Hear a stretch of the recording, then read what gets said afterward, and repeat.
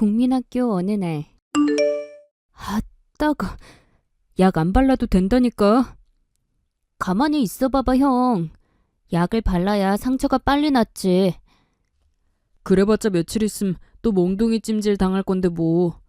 하루 이틀 일도 아니고. 아버지 진짜 너무한다. 회사 일에서 쌓인 스트레스를 왜 엉뚱한 형이랑 나한테 푸는 거래? 우리 아버진 원래 그런 사람이니까. 오죽했으면 엄마가 도망을 쳤겠어. 하긴.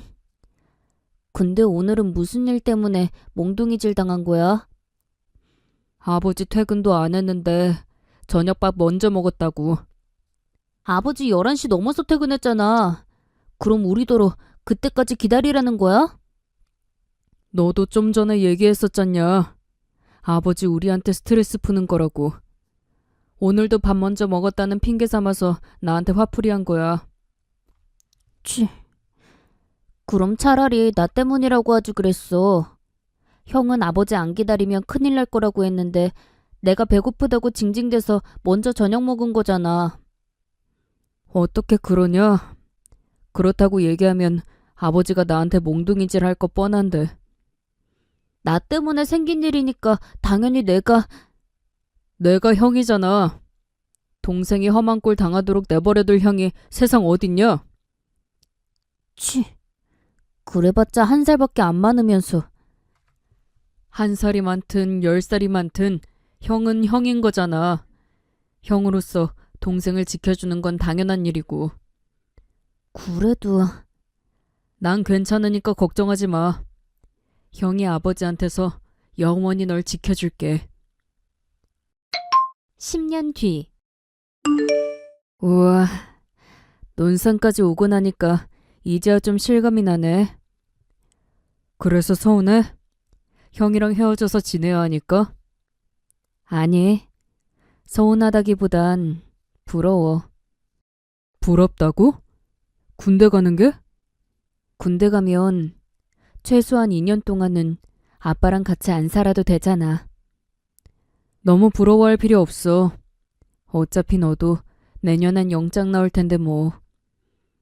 그게 의사 선생님이 그러시더라. 난 아마 군대 못 갈 것 같다고. 신검 받으면 바로 면제 나올 거래. 군대를 왜 못 가? 알잖아. 나 어릴 때 신장 수술했던 거. 아, 맞다. 그랬었지. 그때 아빠가 병원비 아깝다고 엄마를 엄청 구박했었는데. 그 바람에 엄마 도망간 거고. 암튼 그래서 말인데 형. 왜? 뭐 할 말 있어? 내가 형 대신 형 이름으로 오늘 입대할까? 어차피 우리 얼굴은 똑같이 생겼잖아. 어릴 적부터 쌍둥이 소리 맨날 듣고 다녔을 만큼. 내가 형 대신 입대해도 들킬 일은 없을 거야. 농담이라는 거 잘 알지만 그 말보다 가슴 아픈 농담이 세상에 또 있을까 싶다.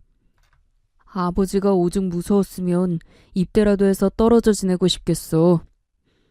역시 내 맘 알아주는 사람은 형밖엔 없다니까. 아버지가 어떤 사람인지 오늘도 보라고. 큰아들 입대시키는데 시간 아깝다느니 차비 아깝다느니 결국 얼굴도 안 비춘 것도 모자라서 전화 한 통 없잖아. 어쩌겠어. 아버진 원래 가족에게 모질은 사람이고 우린 그런 아버지 밑에서 태어난 자식들인걸. 그래도 대신 입대하는 건 안 되는 거 알지? 당연하지. 나도 그냥 너무 막막해서 해본 소리야. 그동안은 형이 아버지한테 방패막이 되어줘서 조금은 나았었는데 그런 형 없이 아버지랑 나랑 둘이서 지낼 생각하면 나 진짜 너무 막막해. 이리 와. 우리 동생 한번 안아보자. 형. 아버지 심기 거스르지 않도록 조심하면서 잘 지내야 돼. 형이 건강하게 제대해서 그때 다시 널 지켜줄게. 응. 조심히 잘 다녀와, 형. 2년 뒤. 너 이놈의 자식! 제대하고 나서 처음 한다는 말이 뭐가 어쩌고 저쩌? 마음씨가 엄청 고운 여자예요. 제 평생을 다 줘도 아깝지 않을 만큼 사랑하고요. 애비가 꼭 매를 들어야 그년을 정리할 테냐? 평생 자식들 쥐잡듯 잡고 사셨으면 됐잖아요. 저도 이제 성인인데 언제까지 못된 매질을 해가면서 아버지 뜻대로 억지로 휘두르실 생각이시냐고요. 그래서 기어이 휠체어 타는 장애인 따위랑 결혼을 하겠다는 거야? 애비가 이렇게 반대를 하는데도? 벌써 몇 번이나 말씀드렸잖아요. 스스로 걸을 수는 없지만 마음씨가 너무 곱고 아름다운 여자라고요. 사랑하는 사람이라고요. 입 닥치고 시키는 대로 그냥 정리나 해. 내 눈에 흙이 들어갈 때까진 절대로 허락 못하니까는. 아버지, 제발요. 넌 군대까지 갔다 온 놈이 왜 그렇게 생각이 짧아? 100번 양보해서 장애인 년을 며느리로 들인다 치자. 나가서 돈도 못 벌어오는 며느리 주제에 장애인이랍시고 뒷바라지에 얼마나 많은 돈이 들어갈 것이며, 회사 사장 체면에 결혼식 하객들한테 신부가 장애인이라고 어떻게 설명을 하라는 거야? 돈 아깝고 쪽팔려서라도 안 될 일이지. 하긴 아버지는 원래 그런 사람이었죠.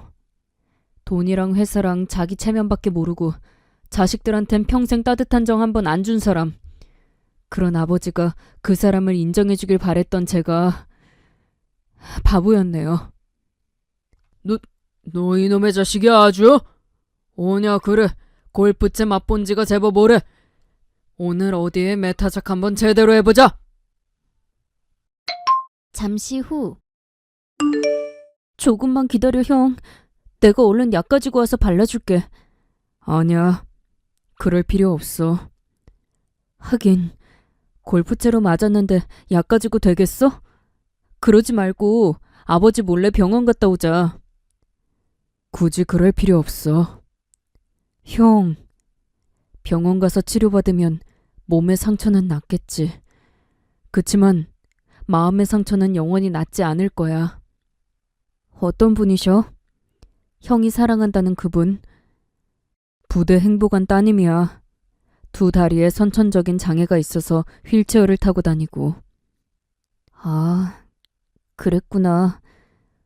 혹시 너도 반대하려는 건 아니지?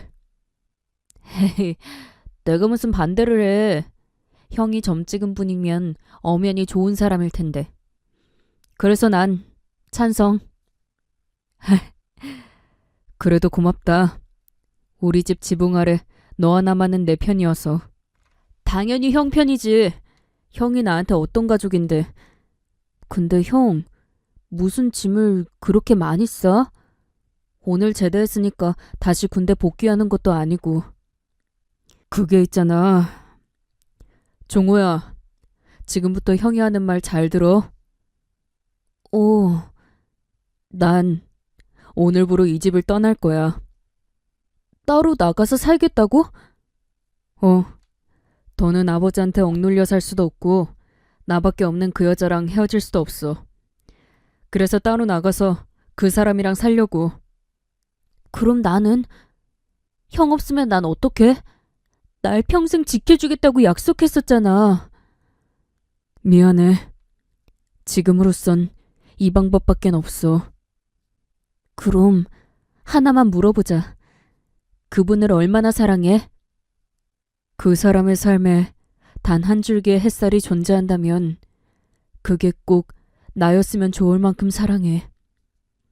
그럼 됐어. 아버지 깨기 전에 조심해서 가. 종호야, 나도 이제 성인이잖아. 난 나 스스로 잘 지킬 테니까 형은 아무 걱정하지 말고 떠나. 평생 지켜주겠다는 약속 어겨서 미안해. 그리고 이런 날 이해해줘서 고마워. 아니야. 오히려 그동안 내가 많이 고마웠지. 그니까 형, 꼭 행복해야 돼. 5년 뒤. 먼 길 오시느라 힘드셨죠? 힘들기는 집안 어른으로서 당연히 조문을 와야지. 헌데 갑자기 어떻게 된 일이라디? 아버지 사업이 부도가 났어요. 그 충격 때문에 뇌출혈로 돌아가셨고요. 그랬구만. 부도를 맞았으면 애비가 남긴 빚이 적지 않겠어. 아버지 앞으로 된 빚은 상속 포기하면 되지만. 왜? 뭐가 더 있남? 아버지가 저 몰래 제 이름으로 사업 자금을 3억 땡겨다 썼더라고요. 그건 어쩔 수 없이 제가 갚아야 할 것 같아요. 아이고, 몹쓸 인간. 살면서도 자식 고생시키더니 저승 가면서도 자식 고생시키는구만. 헌데 어째 그네는 안 보이네. 아직도 연락이 안 되는 거야? 네. 그날 그렇게 집을 떠나서는 벌써 5년째 아무리 찾아도 소식이 닿질 않네요. 애비라는 사람이 아주 큰 업보를 남기고 떠났구먼. 여튼간에 형 걱정은 하덜 말어. 그러려고요. 무소식이 희소식이라는 말도 있잖아요. 저희 형은 분명 잘 지내고 있을 거예요. 어디서든 멋지게 살고 있을 거예요. 그래, 그렇게 생각하자꾸나. 여튼간에 옆에 계신 분은 누구신가? 죄송합니다. 저희가 경황이 없어서. 인사드려. 먼 친척 어른이셔. 안녕하세요. 최진아라고 합니다. 종호 씨랑 결혼할 사람이에요. 아, 그 약혼했다던? 네, 어르신. 장례 마무리 짓고 다음 달쯤에 청첩장 들고 찾아뵙겠습니다. 따로 인사 올 것까진 없어. 어쨌거나 이렇게 얼굴 봤으면 되었지 뭐. 모쪼록 자식 잘 낳아서 건강하게 잘 키우게. 자네 아버지 같은 부모는 절대 되지 말고. 말씀 감사합니다. 좋은 남편, 좋은 부모가 되겠습니다. 30년 후. 큰일이네. 통장 잔고가 완전 바닥이 나버렸어. 카드값도 벌써 석 달치나 밀려 있어요. 당장 다음 달 아들 병원비도 걱정이고요. 그러게나 말이야. 아버지 때문에 생긴 빚이 아직 다 못 갚았는데. 저기, 아버지. 왜 벌써 일어났어? 신장 투석 받느라 힘들었을 텐데 좀 더 푹 자지 않고.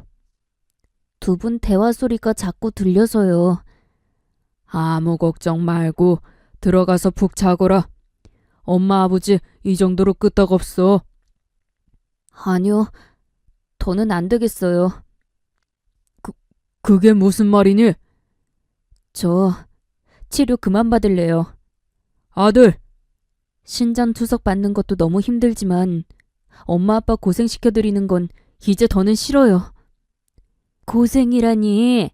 자식이 아픈데 부모로서 당연한 일이야. 엄마 말이 맞아. 우린 널 위해 당연한 최선을 하고 있었을 뿐이란다. 저 신부전증으로 투병 시작한 지 벌써 25년이에요. 그 정도면 두 분 하실 만큼 다 해주셨어요. 제가 치료를 포기하면 최소한 병원비 걱정은 안 하셔도 되고요. 그래서 부모한테 자식을 포기하라는 거냐? 아버지, 아프고 힘들다는 거 충분히 이해해. 그치만 아픈 자식을 지켜보는 부모 마음도 너만큼 괴롭고 힘들단다. 그래도 아빠는 너 포기 못해.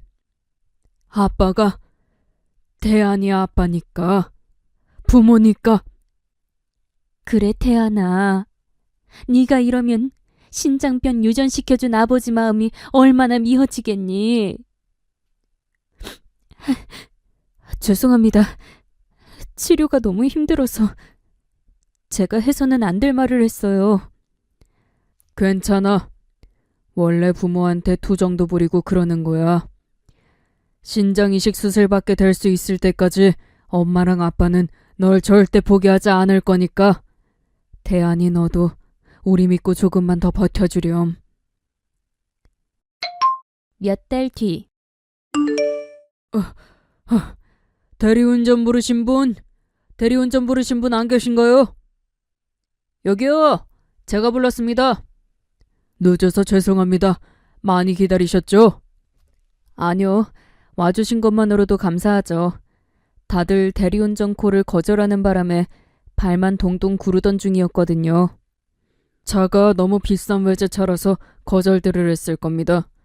실수로 어디 긁기라도 하면 손해가 이만저만이 아니니까요. 아무튼 얼른 출발하시죠.